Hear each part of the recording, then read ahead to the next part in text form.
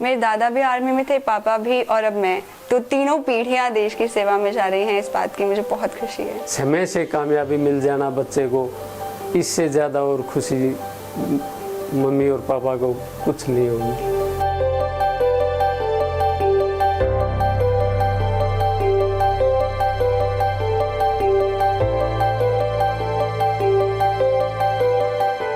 मैं शनन ढाका हूँ और मैं एक स्टूडेंट हूँ। ओरिजिनली मैं रोहतक के संडाना गांव की रहने वाली हूँ, पर मैं हमेशा से ही पापा के साथ कैंट एरियाज़ में रही और प्रेजेंटली जीरकपुर में रहती हूँ। सुप्रीम कोर्ट के डिसीजन के बाद एनडीए एग्ज़ाम गर्ल्स के लिए भी स्टार्ट हो गया था पिछले साल ही। तो पिछले साल जो पहली परीक्षा हुई जिसमें गर्ल्स बैठी थी वो थी एनडीए 2021। उसमें मेरी ऑल इंडिया रैंक 10 आई और अगर सिर्फ गर्ल्स के परिणाम को देखा जाए तो उसमें फर्स्ट आई। प्रेजेंटली मैं lady Shri Ram college for women में फर्स्ट ईयर स्टूडेंट हूँ, BA programme economics plus history combination के साथ। मेरे दादा सूबेदार चंद्रभान ढाका और पिता विजय कुमार ढाका दोनों ही आर्मी में थे और मेरी बहन भी अभी मिलिट्री नर्सिंग सर्विसेज के लिए ट्रेनिंग में है। तो सब लोग फैमिली में आर्मी में ही थे, तो हमेशा से एक आर्मी की एनवायरनमेंट बनी रहती थी घर में। बचपन से कैंट में पले बड़े तो हर तरफ आर्मी ऑफिसर्स देखने को मिलते। स्कूल जाते तो हमारी प्रिंसिपल एपीएस सुमन सिंह, वो भी एक एक्स आर्मी ऑफिसर हैं। तो हर जगह इतने सारे आर्मी ऑफिसर्स को देख के बहुत मोटिवेटेड फील होता था कि आर्मी में जाना चाहिए। बहुत ही अच्छा प्रोफेशन है ये। एक जॉब नहीं कर रहे हो आप फिक्स कि यही काम करना है लाइफ लॉन्ग, बल्कि आप देश की सर्विस कर रहे हो। आप अपने देश को सर्व कर पाओगे और बहुत एंजॉय करोगे। एडवेंचरस लाइफ होगी, ये नहीं है कि एक फिक्स काम है। अलग अलग तरीके से हॉलिस्टिक डेवलपमेंट होगी, फिजिकली, मेंटली, इमोशनली, हर तरीके से स्ट्रॉन्ग बन जाओगे। आई थिंक ये बहुत ही बड़ी अपॉर्चुनिटी है जो गर्ल्स को मिल रही है कि वो सीधा 12th के बाद ही अब आर्मी ज्वाइन करने का या एयरफोर्स नेवी जिस भी सर्विस में वो ज्वाइन करना चाहती हैं ज्वाइन कर पाएंगी। साथ ही वे 4 साल की रिगरस ट्रेनिंग के बाद और भी ज़्यादा अच्छे आर्मी ऑफिसर्स बन पाएंगी, क्योंकि उनकी ट्रेनिंग ज़्यादा लंबी है तो उन्हें ज़्यादा चीज़ें सीखने को मिलेंगी और ज़्यादा एक्सपीरियंसेस उनके होंगे इस लाइफ में। मैंने अगस्त में एक बार न्यूज़ आर्टिकल पढ़ा था कि सुप्रीम कोर्ट में केस चल रहा है कि शायद एनडीए गर्ल्स के लिए स्टार्ट हो जाए। उसके बाद मेरी प्रिंसिपल मैम ने और मेरे फ्रेंड्स ने कॉन्टिन्यूसली इस बारे में अपडेट देते रहे और फिर फाइनली सुप्रीम कोर्ट का डिसीजन आया सितंबर में, तो पता चला कि दे सकते हैं गर्ल्स। तो मैंने प्रिपरेशन स्टार्ट करी। तब तक तो यही था कि आफ्टर ग्रेजुएशन आ सकती हैं लड़कियां, वो भी शॉर्ट सर्विस में।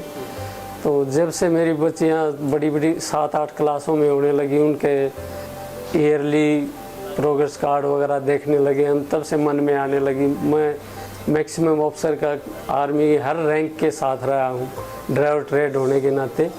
तो उनके अनुभवों को देखते हुए हमारे दिल में भी ये आती थी कि कल हमारी बेटी भी इतनी पढ़ाई में इंटेलिजेंस है तो क्यों ना आर्मी में आ जाए। रिटन के लिए मैंने सेल्फ स्टडी करी थी। हर दूसरे दिन पेपर सॉल्व करा और उसे खुद ही चेक करके खुद ही एनालाइज किया। ये जो है इंटरव्यू, ये एक्चुअली में एक पर्सनालिटी टेस्ट है, तो इसमें सिर्फ मेरी पर्सनालिटी ही जज होने वाली है। तो मुझे किसी और की कही सुनी बातों पे या किसी और को देख कर कि ये ऐसे बिहेव करता है तो मुझे भी ऐसे करना चाहिए, ऐसा नहीं किया। अपनी ओरिजिनल पर्सनालिटी वहाँ पर शो करी, किसी को कॉपी करने की कोशिश नहीं करी।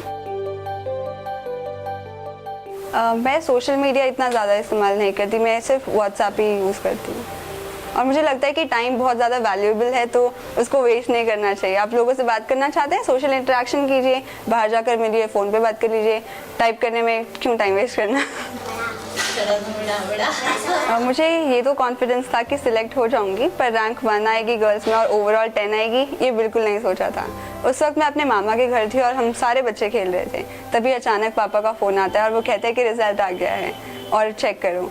जैसे ही मैंने चेक करने के लिए फ़ोन खोला, उनका दोबारा फ़ोन आता है और कहते हैं कि तुम्हारी ऑल इंडिया रैंक 10 आई है। ये खबर सुनते ही मुझे बहुत खुशी हुई कि बचपन से जो सपना देखा था आर्मी में जाने का, वो बिल्कुल सच होने वाला है अब। बहुत गर्व की बात है, मैं बहुत खुश हूँ इस बात से। उस टाइम मैं अपने मायके में थी और इस बहुत खुश हो रखी थी। मेरे भाई भाभी सब मेरे को खुशी से उठा रहे थे, इनको भी चूम रहे थे, मिठाइयाँ बांट रहे थे। बहुत खुश हो रखी थी मैं और मुझे प्राउड फील हो रखा था कि मैं बेटियों की माँ हूँ। ये मेरे लिए बहुत ही खुशी की बात है कि मेरी बेटी इसी सेकंड वाले भी आर्मी में जा रही है। और जब फर्स्ट बेटी आर्मी में गई थी तो तब से महसूस होने लगा था कि ये भी कुछ करेगी। आई थिंक बच्चे का माइंडसेट ज़्यादा ज़रूरी होता है। मेरे पास जितनी भी रिसोर्सेज थी मैंने उनका बेस्ट यूज़ किया। अगर हम APJ अब्दुल कलाम की भी बात करें, वो मछुआरे के बेटे थे। वो कह सकते थे मेरे पास तो कोई फैसिलिटी नहीं है, मैं क्या करूं, मैं कैसे करूं, पर फिर भी उन्होंने हार नहीं मानी। जो उपलब्ध था उन्होंने उसका बेस्ट यूटिलाइज करा और देश के प्रेसिडेंट तक बने। मैं आर्मी को इसके लिए थैंक्स कहना चाहूँगी, क्योंकि मेरे पिता और बाकी सभी फैमिली मेम्बर्स आर्मी में थे, तो आर्मी लाइफ जीने का मौका मिला। और आर्मी में बहुत ज़्यादा जेंडर न्यूट्रलिटी है, इसीलिए गर्ल्स को बॉयज़ को सबको इक्वली ट्रीट किया जाता है और हमें भी पढ़ने का उतना ही मौका दिया गया जितना कि किसी और बॉय को दिया जाता। और मेरे फैमिली मेम्बर्स भी, मेरे पेरेंट्स भी इस बारे में काफ़ी लिबरल रहे, इसलिए इस बारे में मुझे कोई दिक्कत उठानी नहीं पड़ेगी। वो सब बहुत ही एक्साइटेड हैं और मैं भी बहुत ज़्यादा एक्साइटेड हूँ सभी एडवेंचर्स को फेस करने के लिए और जितने भी चैलेंजेस आएंगे उनको अच्छे से पार करने के लिए। मैं आमतौर पे 5-6 घंटा पढ़ती थी, पर जैसे ही पेपर की न्यूज़ सुनी तो सोचा इस बार पेपर को जाने नहीं देना है, तो 10-12 घंटे पढ़ना शुरू कर दिया। मेरा यही प्लान था कि मैं ग्रेजुएशन जब परस्यू कर रही हूँ तो मैं सिविल सर्विसेज और डिफेंस सर्विसेज की तैयारी करूँ, पर क्योंकि ग्रेजुएशन करने से पहले मुझे एक अपॉर्चुनिटी मिली है देश को सर्व करने की, आर्मी में जाने की, तो ग्रेजुएशन का वेट क्यों करना है, इसलिए मैंने यही अपॉर्चुनिटी को ग्रैब करना ज़्यादा सही समझा। स्पोर्ट्स में मैंने एथलेटिक्स में पार्ट लिया है क्लास 8 तक, जिसके बाद थोड़ा थोड़ा एकेडमिक्स और पब्लिक स्पीकिंग की तरफ इंटरेस्ट पड़ने लगा और स्पोर्ट्स कम होती गई। मैं सबसे ज़्यादा तो यही सोचती थी कि मैं बच्चों को टाइम दूँ पढ़ने का। काम तो मैं करती रहूँगी, ये तो मेरा है, हो जाएगा, लेकिन पढ़ाई छूट गई तो फिर कुछ नहीं होगा। इस करके मैं अपने बच्चों को ज़्यादा समय देती थी पढ़ने के लिए। हर माता पिता के पास एक एज लिमिट बच्चे की आती है, तो ये महसूस होता है कि अब आगे पढ़ाएं नहीं पढ़ाएं, क्या करें। अब ग्रेजुएशन होगा, उसके बाद 1-2 साल टेस्ट देंगे, SSB ट्राई करेंगे, तब तक हर गांव का माहौल फिर साथ में ऐसा होता है, बेटी की एज ये हो गई है, क्यों न शादी कर दें, ये कभी जाएं तो या आप लोग शादी क्यों नहीं कर रहे, बेटी इतने की हो गई है। तो काफ़ी माहौल बन जाता है इस चीज़ में अड़चन डालने के लिए, माइंड को एक घुमाव के लिए।